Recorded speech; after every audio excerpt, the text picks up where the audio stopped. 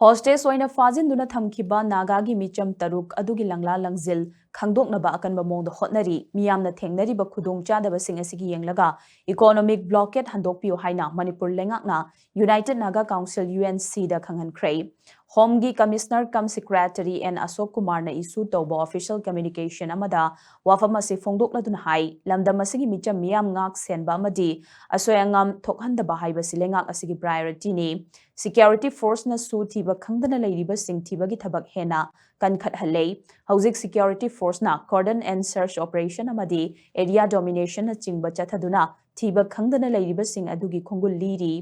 NIA da su hidam asigi matang da transparent oiba investigation chathanaba sinakhiba laikhrabane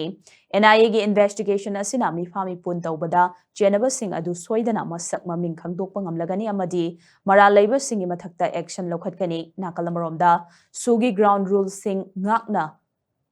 Chathanabagi damak laingakna kanba enforcement thamlagani sugi designated camps sing hongdok hongjin tawbagi thabakti state laingakna center ga coordinate tawduna chathagani